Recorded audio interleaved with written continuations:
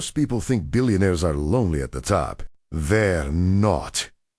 They're just selective in a way. Most of us were never taught why are you on. I were told to be nice to everyone and treat people equally. The ultra-wealthy were quietly building something different. A circle so powerful, so intentional, that it became one of their greatest assets. Today, we're pulling back the curtain. This is how billionaires choose their friends and why it changes everything. Your network is your net worth, but not how you think you've heard the phrase. But here's what no one tells you. Billionaires don't network to collect contacts. They curate to build leverage. Warren Buffett has spoken openly about the importance of surrounding yourself with people who are better than you. His friendship with Charlie Munger wasn't accidental. It was one of the most intellectually productive relationships in business history.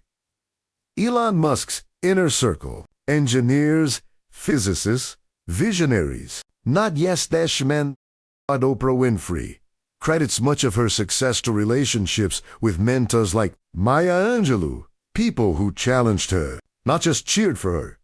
The pattern is clear.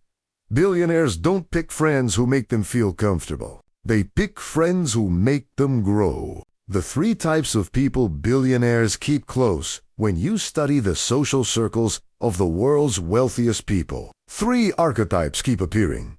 Number one, the challenger. This is the person who will tell you the truth when everyone else tells you what you want to hear. Billionaires actively seek people who push back. Jeff Bezos famously built a culture around disagreeing, and his closest advisors were people who weren't afraid to tell him he was wrong. Number two, the visionary. Billionaires surround themselves with people who see what doesn't exist yet. These are the dreamers with data, bold thinkers who inspire them to think bigger and move faster. Number three, the connector. Not just someone who knows people, but someone who moves in rooms that matter. One introduction from the right person can be worth more than years of cold outreach.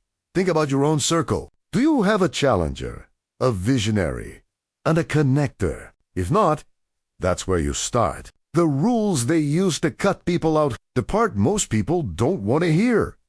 Billionaires are ruthless about who they remove from their lives. Not cruel, ruthless. There's a difference. They watch for what some call energy drains. People who consistently complain without taking action. People who celebrate your failures more than your wins. And people who shrink your ambition instead of expanding it.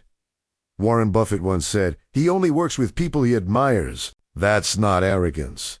That's wisdom. When you spend your time with people you admire, you naturally rise to meet their standard. The ultra-wealthy also practice something quietly. The 5-year check-in. Every few years, they evaluate whether the people around them still align with where they're going. Not where they were, where they're going. This isn't cold. It's conscious. What they give in return here. What separates billionaire relationships from ordinary ones. They're not transactional. They're transformational. The wealthiest people in the world don't just take from their circles. They pour into them. They make introductions without being asked. They share resources, knowledge, and access generously because they know that abundance multiplies when it flows. Bill Gates and Warren Buffett didn't just become friends. They launched the Giving Pledge together. A shared mission turned a friendship into a global movement.